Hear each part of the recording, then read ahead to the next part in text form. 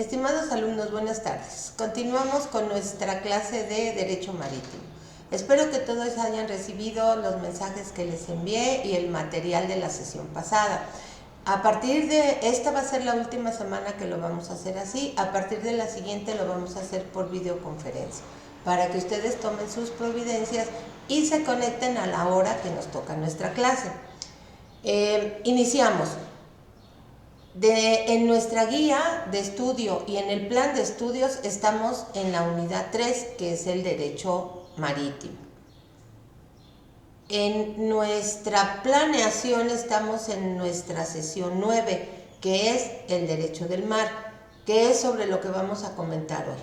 El derecho del mar nace con la declaración Truman sobre la plataforma continental, en donde el presidente Truman establecía que todos los países debían tener derecho a explotar lo que su fondo oceánico en la plataforma continental contenía, sobre todo de cuestiones minerales. Esa declaración unilateral de Harry S. Truman tuvo una respuesta mundial, y todos los presidentes, o la mayoría de los presidentes latinoamericanos, incluyendo al mexicano, se pronunciaron sobre ese particular, adhiriéndose a esa posición. En ese momento empieza a gestarse una corriente para poder codificar todas las normas del derecho marítimo en una sola, que no se pudo hacer hasta 1982, que se crea la Tercera Convención de las Naciones Unidas sobre el Derecho del Mar.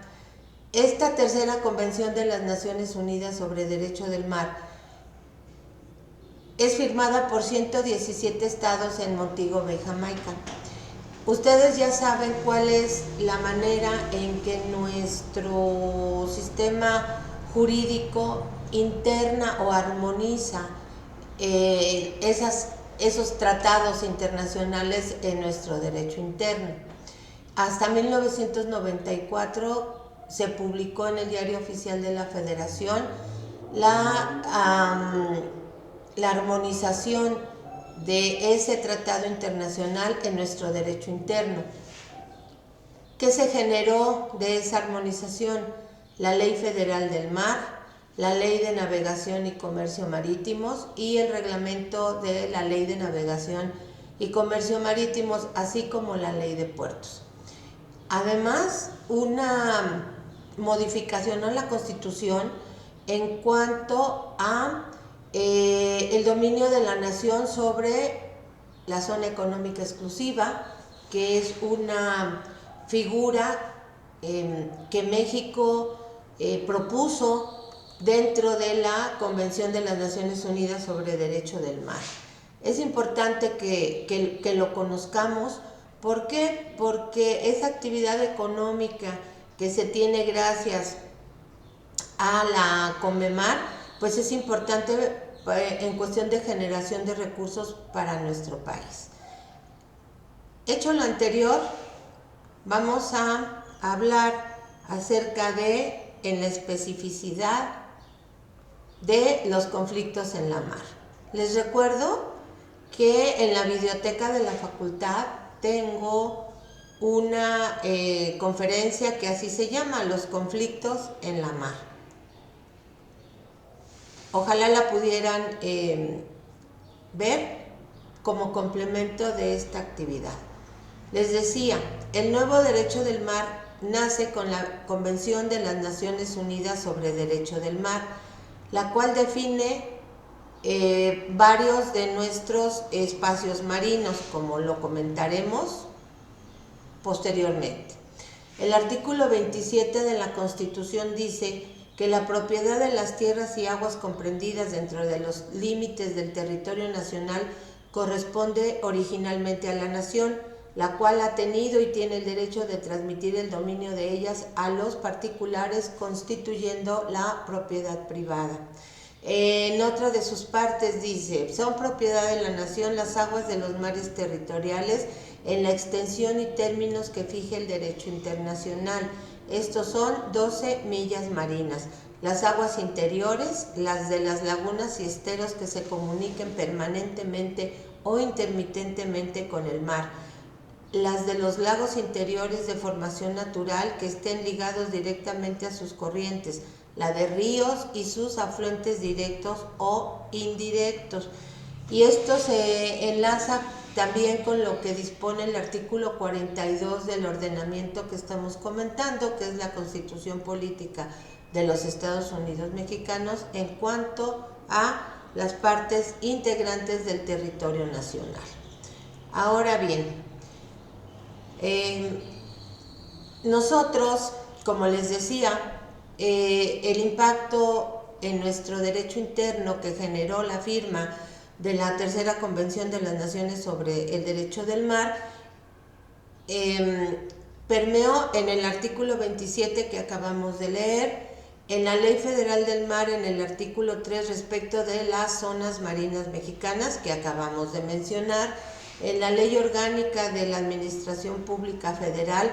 ¿Por qué? Porque el ejercicio de la autoridad marítima le corresponde a la Secretaría de Marina.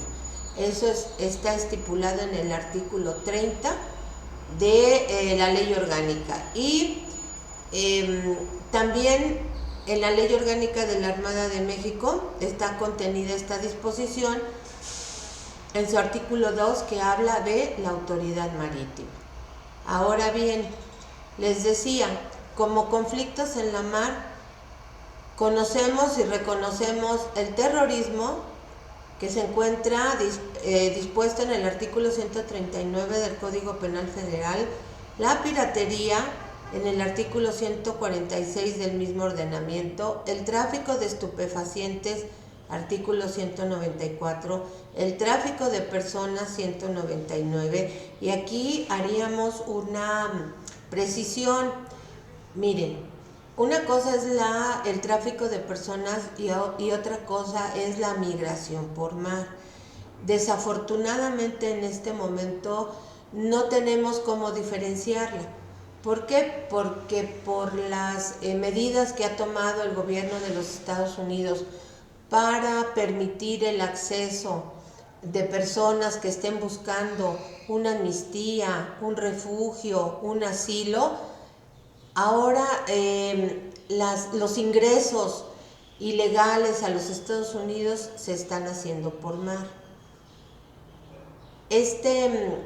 Esta situación está originando que los mismos polleros que llevan a las personas las abandonen en el mar. Muchas de las veces la Armada de México, en ejercicio de su atribución de búsqueda y rescate, lo salva. Cuando se tiene noticia de que hay embarcaciones que están a la deriva, se va en busca de esas personas, que no sabemos, ¿verdad?, si dentro de ellas venga el que los está tratando de cruzar o simplemente los dejó abandonados a su suerte.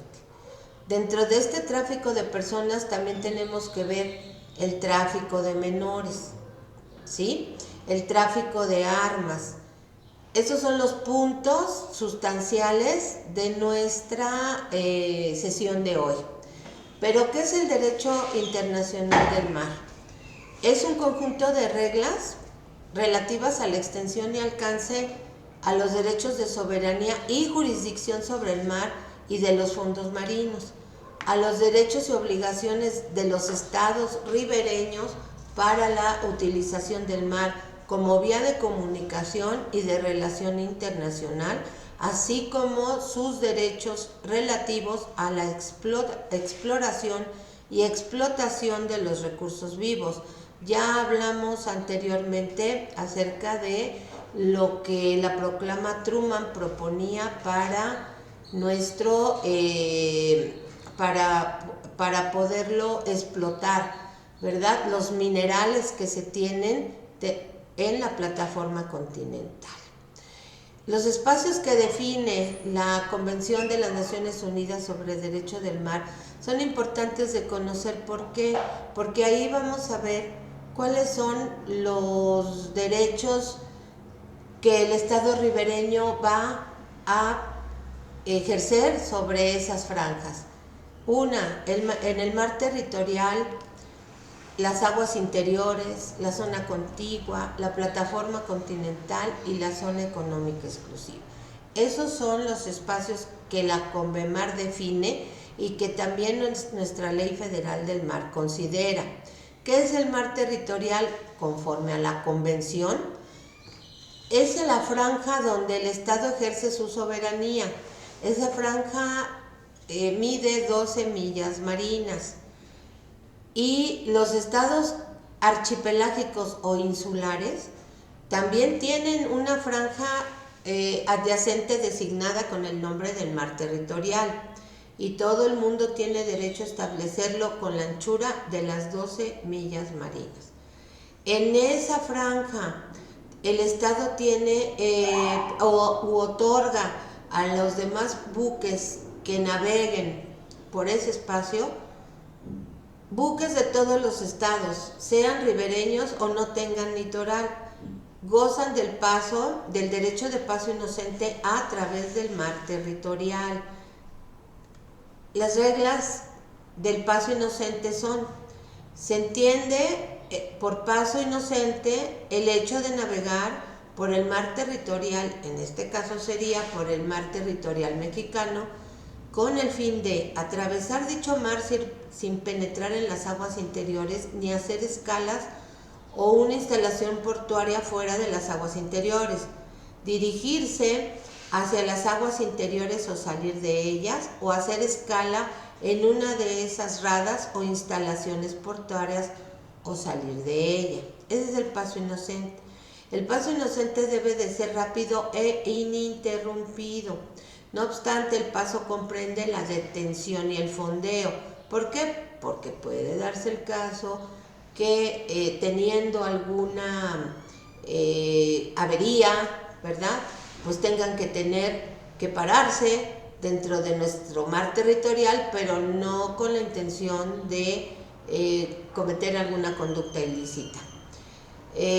Solo en la medida en que constituyan incidentes normales de la navegación o sean impuestos al buque por fuerza mayor o dificultad grave, o se realicen con el fin de prestar auxilio a las personas, buques o aeronaves en peligro o en dificultad grave. ¿Qué son las aguas interiores? Pues son los ríos, los lagos, las lagunas, los esteros, las islas rodeadas de arrecife o las bahías en donde el Estado, en este caso el mexicano, tiene plena soberanía. Y les quiero decir que dentro de la Convención de las Naciones Unidas hay apartados específicos de qué puede hacer cada Estado en cada franja de los espacios marinos definidos con la CONVEMAR. Así también cuáles son las obligaciones del Estado ribereño, del Estado rector del puerto y del Estado del pabellón. En el mar territorial, que son 12 millas marinas, el Estado ejerce soberanía plena con la única excepción del derecho de paso inocente que acabamos de ver. En la zona contigua, el Estado lleva a cabo inspecciones migratorias que le corresponden a la Secretaría de Gobernación, aduaneras que le corresponden a la Secretaría de Hacienda y Crédito Público, sanitarias y fitosanitarias que le corresponden a la Secretaría de Salud, y todo lo relacionado con la contaminación. En este rubro en especial hay varias secretarías. Una de ellas que tiene injerencia en cuestiones de contaminación es la Secretaría de Marina, por medio de sus direcciones que ven estos asuntos. Además, con la atribución del ejercicio de la autoridad marítima, la Unidad de Capitanías de Puerto y Asuntos Marítimos también considera cuestiones de contaminación cuando se pasan las inspecciones. En la zona económica exclusiva, todos los estados tienen derecho a la libre navegación, al tendido de cables, al tendido de tuberías, al tendido de fibra óptica, al tendido de sobrevuelo, siempre y cuando todo esto se haga con fines pacíficos. Después de esto, que es a 200 millas, que sería el mar patrimonial de todos los estados signantes de la Convención de las Naciones Unidas sobre Derecho del Mar, y de los no signantes como los Estados Unidos, que aun y cuando no firmaron, ellos tienen la misma medición, ¿verdad? Y la misma identificación para sus espacios marinos. El alta mar, que es una zona que es patrimonio de toda la humanidad y cuya única restricción para su uso es usarla para fines pacíficos. Tenemos la zona económica exclusiva. Es el área situada más allá del mar territorial y adyacente a este. Ya ustedes lo verán en la gráfica que les envío junto a esta presentación. Está sujeta a un régimen jurídico específico, de acuerdo con el cual los derechos y la jurisdicción del Estado ribereño y derechos y libertades de los demás los puede ejercer el Estado ribereño. En la zona económica exclusiva, el Estado tiene derecho de soberanía para fines de exploración, explotación, conservación y administración de los recursos naturales, vivos como no vivos, vivos pesca, no vivos metales, de las aguas suprayacentes al lecho y del lecho y el subsuelo del mar, y con respecto a otras actividades con miras a la explotación económica de la zona, tal como para la producción de energía derivada del agua, de las corrientes y de los vientos. Esto se encuentra estipulado en el artículo 56 de la Convención de las Naciones Unidas para el Derecho del Mar. La especificidad o la naturaleza jurídica de esta zona es que la Convención de las Naciones Unidas sobre Derecho del Mar no le otorga un régimen de plena soberanía territorial. Y si nos regresamos a ver nuestro artículo 27, el artículo 27 dice: la nación ejerce soberanía, ¿verdad? Entonces aquí tenemos una contradicción entre lo que dice la Convemar y lo que dice nuestra Constitución. Este espacio está dotado de soberanía económica sobre los recursos vivos y no vivos que existan. Una vez que ya tenemos este panorama acerca de lo que es el mar, ¿verdad? Y cuál es el derecho que lo norma, entonces sí, vamos a ver cuáles son los conflictos que se presentan en estas zonas marinas. El primero es el tráfico de estupefacientes. Todos los estados cooperarán para reprimir el tráfico ilícito de estupefacientes y sustancias psicotrópicas realizado por buques en alta mar en violación a las convenciones internacionales.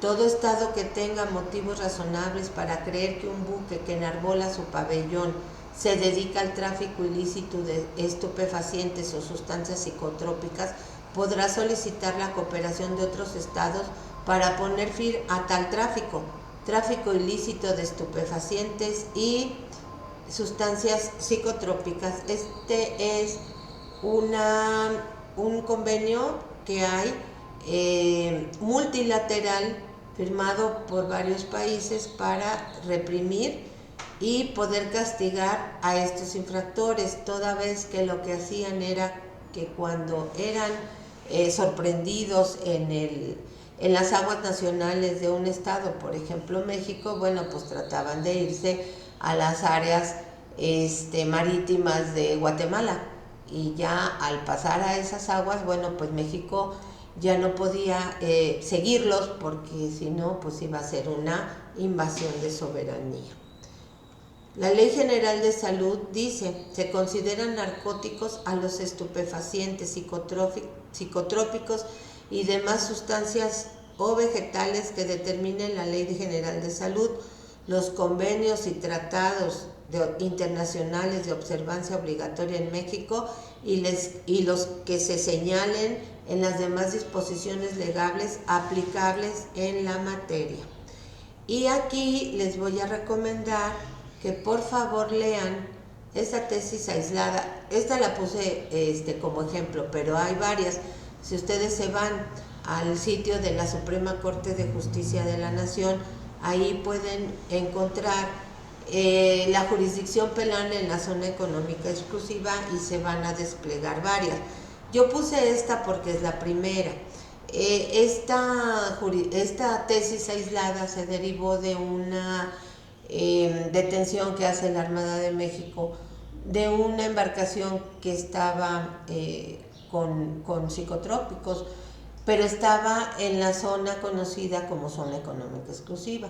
Aún así, al haber comprobado que esta embarcación tenía varios kilos de droga, bueno, pues se pone a disposición en aquel momento de la gente del Ministerio Público para que se inicien las averiguaciones.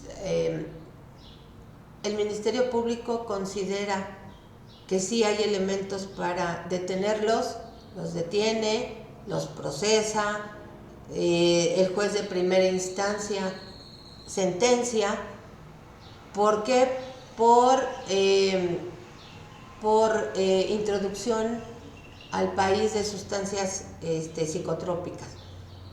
Ellos apelan y en la apelación se confirma la sentencia de primera instancia y ya en el amparo viene el debate de lo que acabamos de considerar acerca de si la zona económica exclusiva o si en la zona económica exclusiva se ejercen derechos plenos de soberanía por parte del Estado ribereño o, como lo dijo el texto de la Convención de las Naciones Unidas sobre Derecho del Mar, únicamente son derechos soberanos para explotar recursos vivos y no vivos.